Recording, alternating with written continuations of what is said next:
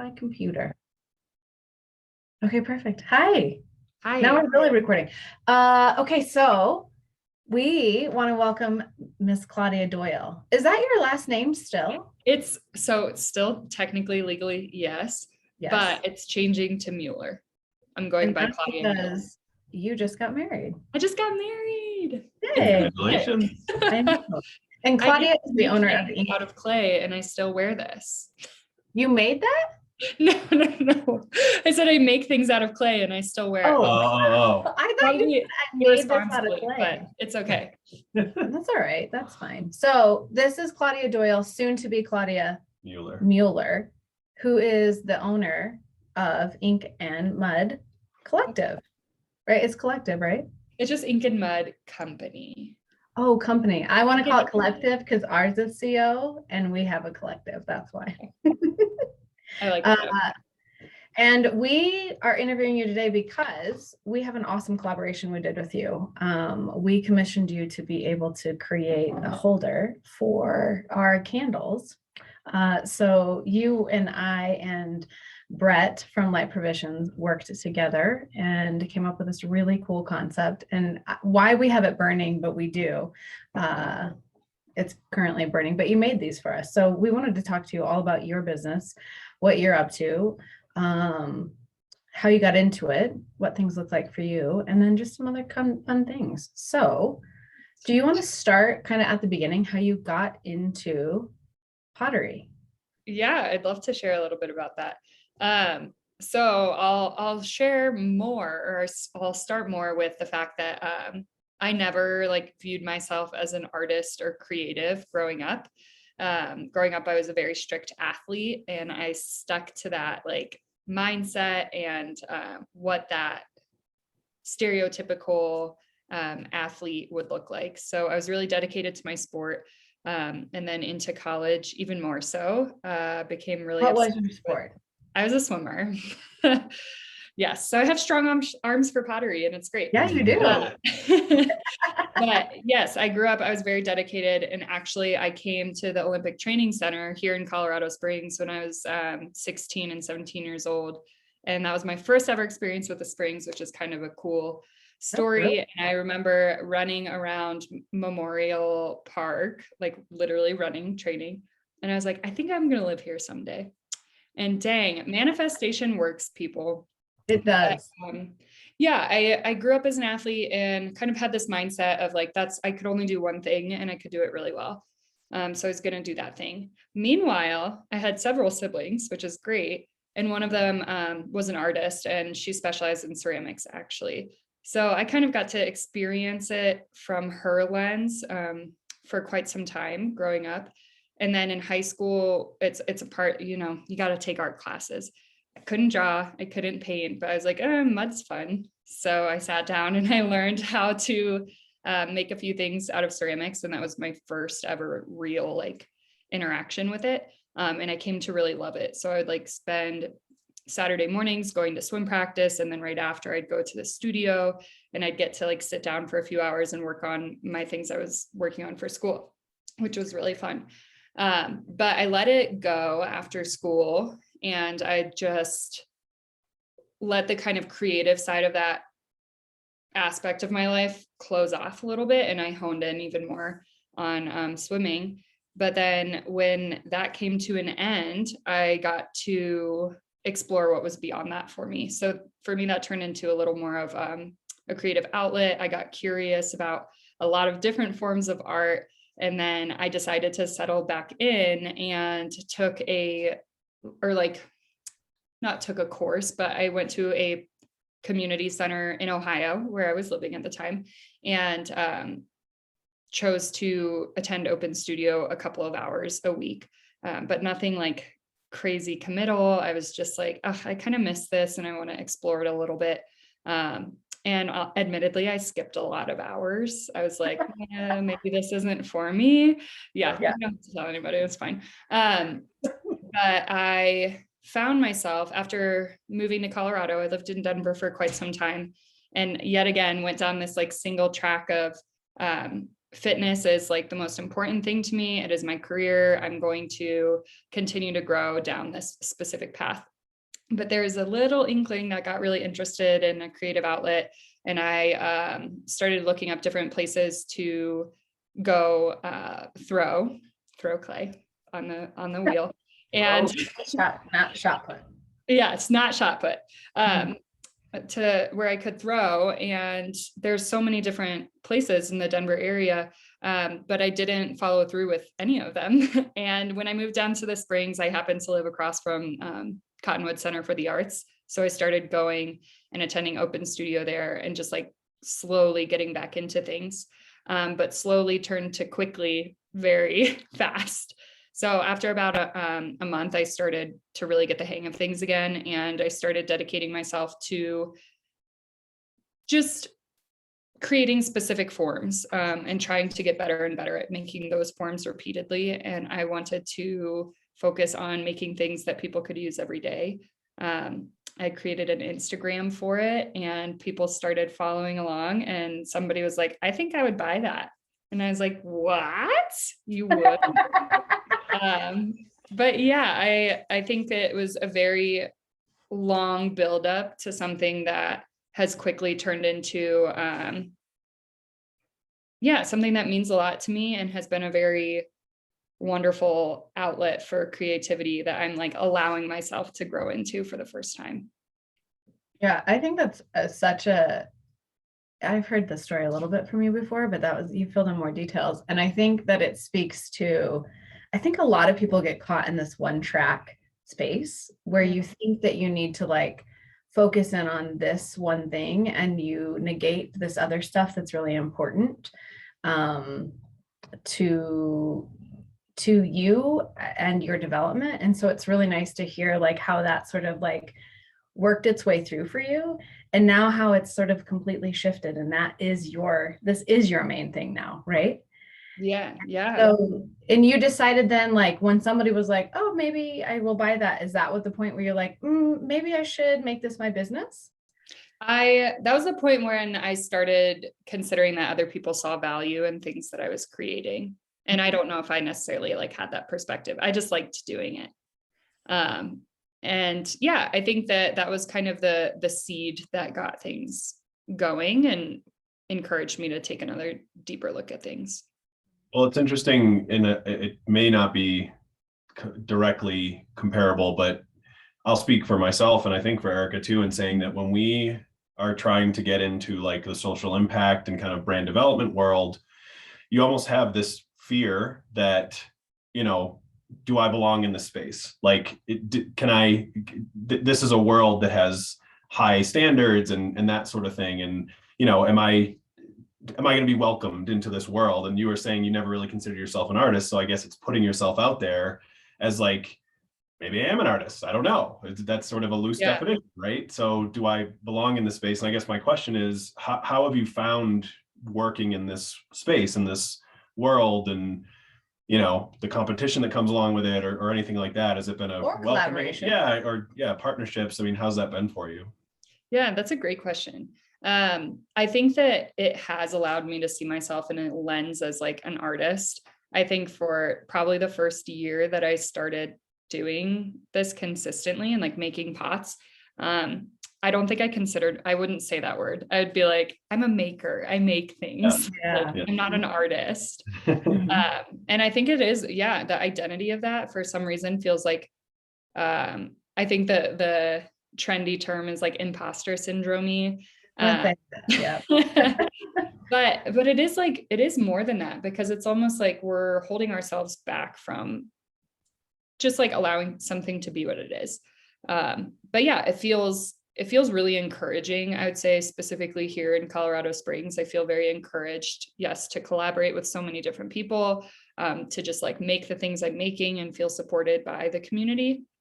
And then I do think that with that like title, or with this new practice that I'm doing every day of my life now, there's a certain element of fear that for sure comes with that, like fear of failure or of uncertainty, or like, oh my gosh, the worst thing in the world is when I ship something out and a handle cracks or something breaks. And I'm like, I could just lose it, and it feels really disappointing in those moments. And I think that stems from a fear of like not being good enough at what I'm doing. But there's a lot of comfort that comes with the amount of support I've had from community, specifically people like you and like Brett, who are working on this together. And it's so, so exciting. These moments make me feel reassured that I can do it because I'm not doing it alone. I have an insane amount of people backing me up and finding ways to work together.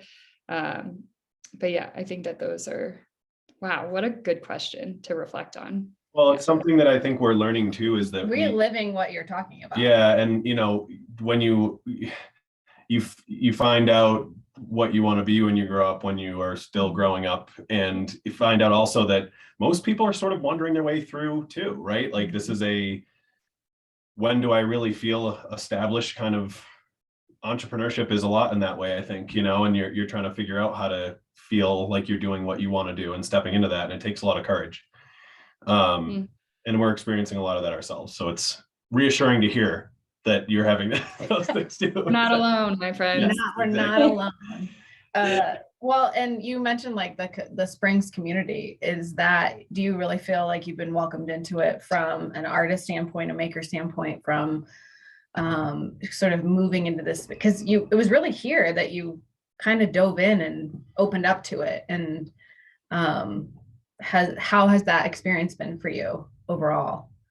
Yeah, it's been, I think the word I take away is like welcoming and encouraging. I think that specifically like the art scene or making scene in Colorado Springs is very niche and small, and the people in it are unpretentious and very welcoming. And it's just people who want to see you happy and doing the best that you can and finding ways to help you do that.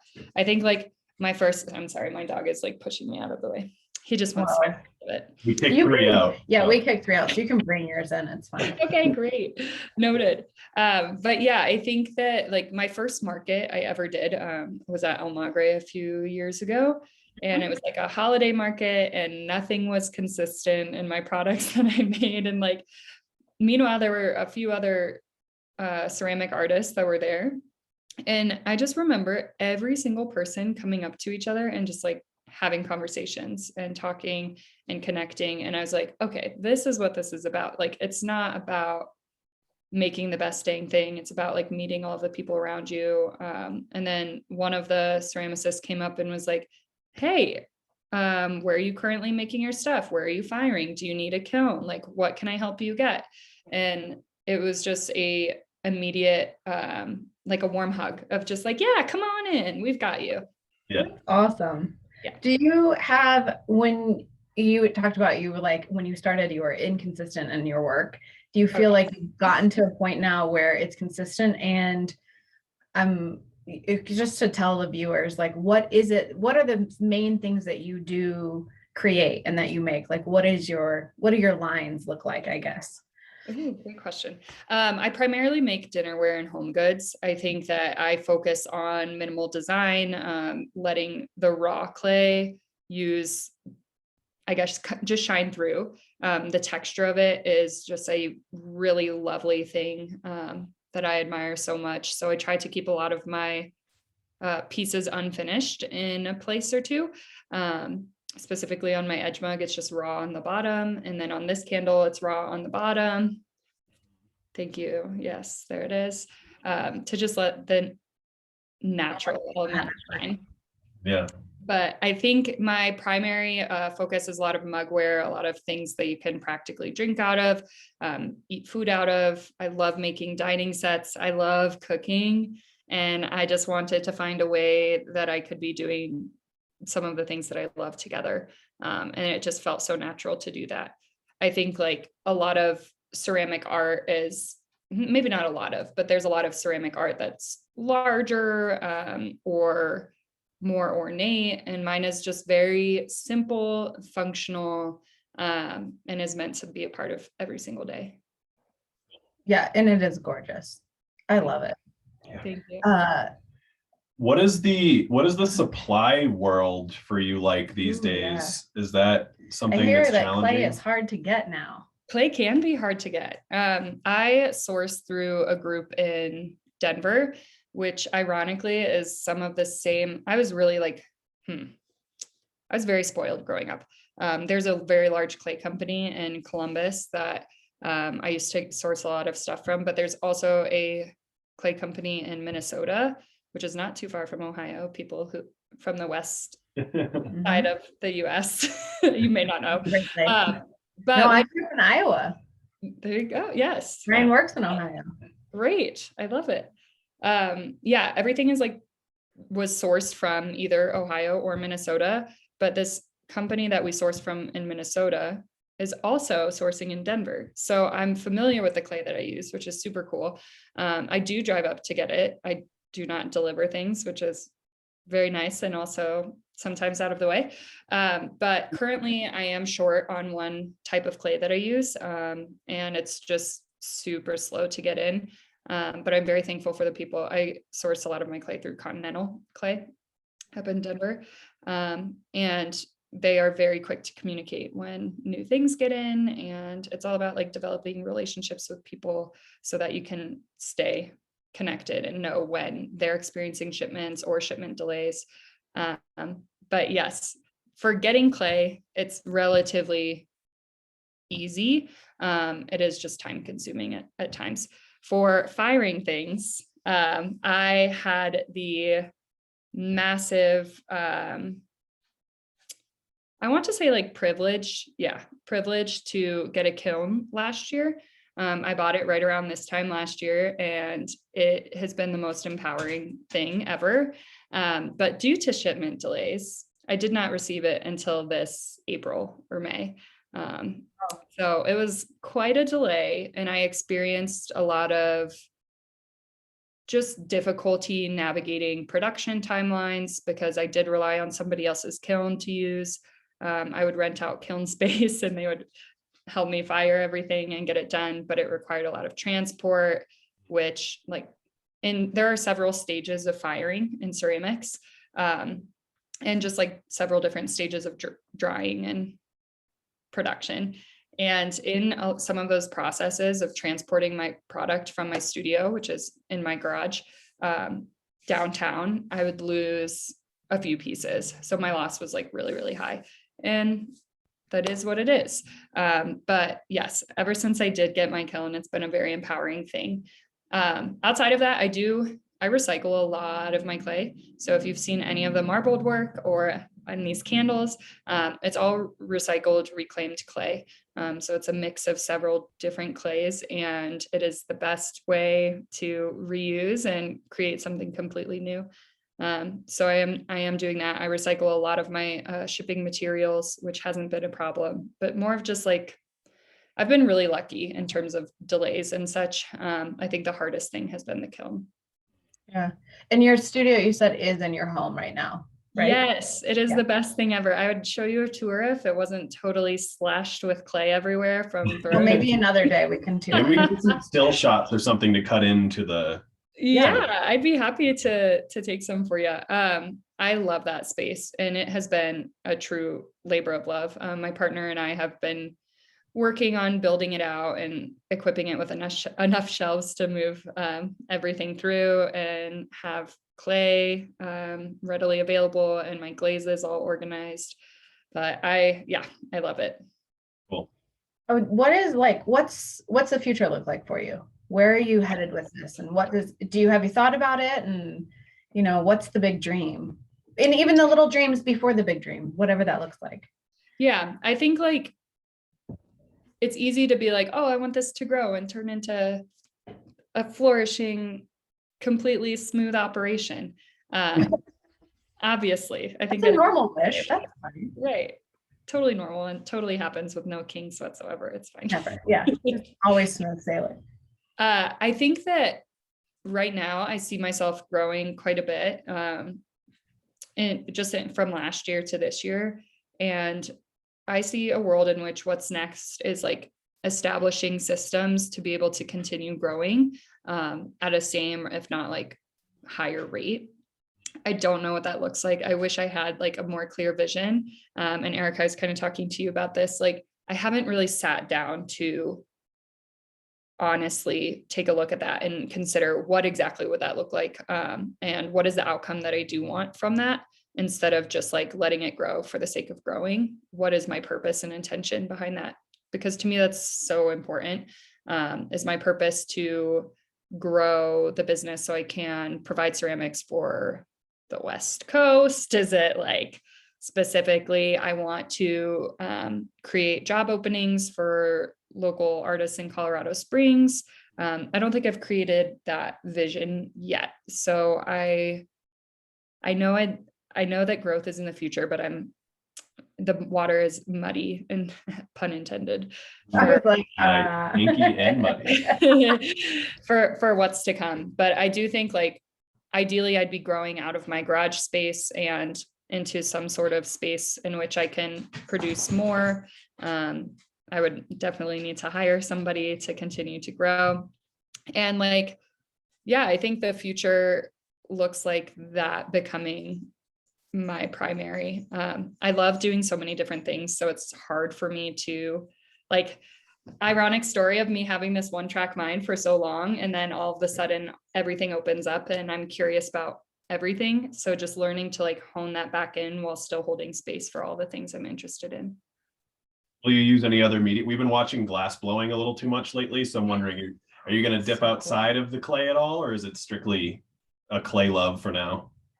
Yeah, I think that for now it is a clay love. I think there are other things that I practice like artistically. I love taking photos. You are a phenomenal photographer, by the way. Thank you. Everyone listening, watching, go look at her Instagram. It's stunning. And I'm sure you're also a really good baker. I really want your donuts. Side note. Oh my gosh. I love cooking. I love baking. I love cooking more than baking because I don't like following recipes. So all of you like scientific, precise people, good for you.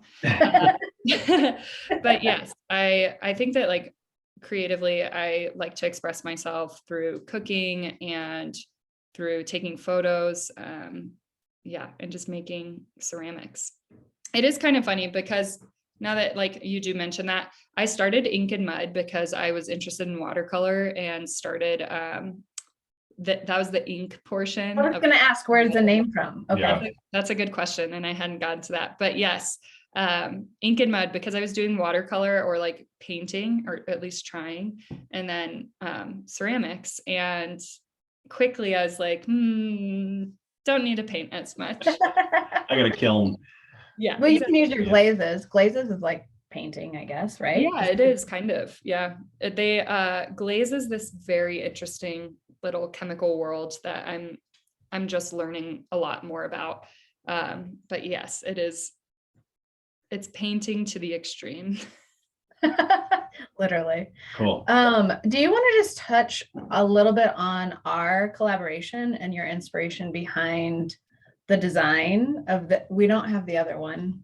No worries. We're not really great marketers for ourselves or you, but maybe we'll go grab it. And then we can splice this part out because there's two of them, you made two of them for us. Do you just want to speak about the inspiration behind that and how you came up with what you've come up with? Because we love it and we're so excited to do it. To hear that. Yes, I'd be happy to. So when you reached out originally trying to find a way to make a unique vessel for the candles, I think we had talked about finding a way to use reclaimed clay. And I was like, that's excellent. I do that already. Let's make that happen. But then more specifically, I wanted to create a vessel that was multi-purpose, multi-use, can be used forever and will last forever. And yeah, just a versatile vessel that once all the wax is gone, you can turn into whatever you'd love for it to be. So the intention behind it is you can use it for a cup. You can use it like currently I have one in my house. It's just a tumbler. It's a little taller, holding pens. I mean, I've used it in my kitchen for small utensils, plants. You can use that baby for anything. And that's the most important part to me, is that you don't just have it for one thing and then you move on, but you can use it for the lifetime.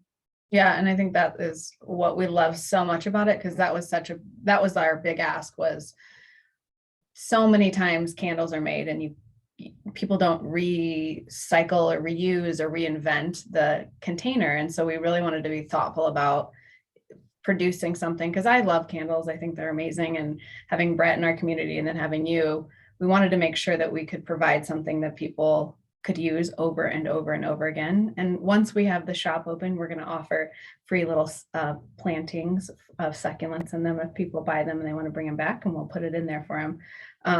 But it's gorgeous. They're gorgeous. They're the perfect size. And literally you could use them for anything. Yeah, Anything. literally. And maybe we'll have a contest and see what people can get creative about. I love that idea. Most creative thing to use this for. So we love it. Anything else? Well, no, I think we're just glad to have you in our lives professionally and personally and in our community. And regardless of what little or big dreams come up, we hope that we'll find more projects together as we move forward, because it's good to have good people. Oh, I kind of feel like I had another big project. Yeah. Oh, we just lost you. Oh, it's right there. Oh no, really? No, there, you were She saying said- something yeah. and I didn't hear anything. Bummer. Sorry. You're good. Yeah, I feel like there might be some more projects when we open the store. We might I have would to have. love to continue working together. Yeah. Is Cool. there anything that we missed that you want us to ask specifically? Any plugs? Well, What I else? am going to ask you to plug yourself, but anything you want Oh, to shoot, I'm so bad at plugging. I don't know. I don't know. I feel like I touched on Ink Do you and have any Mud. events coming up that we need to know about, or? Currently, I Oh, don't. I know like this is the big season, I would say, and I'll probably have one last shop drop like into my shop for Colorado Springs folks. I'm hoping by the weekend, by like Sunday. I have a kiln that's halfway full, and I need to. Everything else is drying, so I can trim it. So fingers crossed. If not this weekend, next weekend. You know what? I know what a question we should ask. What's your market? Do you sell online? Mhm. And then do you also wholesale as well? Yes, I do wholesale as well. That's a great question. So you can buy through my shop. I also occasionally sell little misfits on my Instagram. So if you're looking for like little unique one-ofs, that's a great place to go. But yes, this past year I got into the wholesale and retailer space. So any retailers who are curious about holding Ink and Mud, they can just reach out, and then I offer a wholesale agreement with them. And is there any places you want to give a shout out to where you're wholesaling currently, Yeah. who your retailers are? Absolutely. So in the Springs, Local Honey Co. is currently holding a few items there.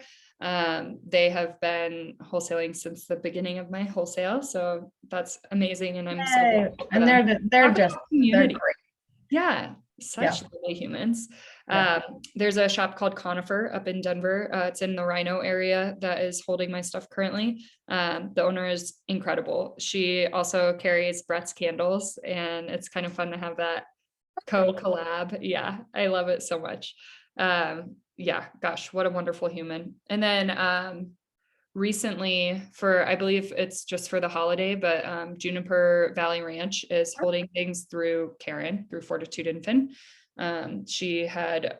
We would work together, and she asked for some custom vessels, and they are being sold there. Perfect. And then if people want to find you, where do they find you? How do they find you? They can find me on Instagram at Ink and Mud Co. And then you could also find me on Facebook if you're more of a Facebook human, but it's mostly everything from my Instagram does get pushed over there. But yes, I'm pretty responsive to my messages. You're welcome to DM me whenever, ask me questions. And you can also find me on my website at ink-mud.com. We'll put those links for sure Amazing. with the video. Awesome. Well, it's been really, really fun. It's been so fun. I love talking to y'all. You're so I wonderful. know. I love talking to you. I'm glad we finally got together. This is great. I Thank know, you. and maybe me we can just too. hang out in real life too after this. Yeah, absolutely. I'm gonna stop recording now. Okay. Do we need to say anything professional? Like, thanks so much for being here. Signing off. Signing off. Just kidding. We'll have a bloopers reel. Yeah, we'll have like a curtain drop or something.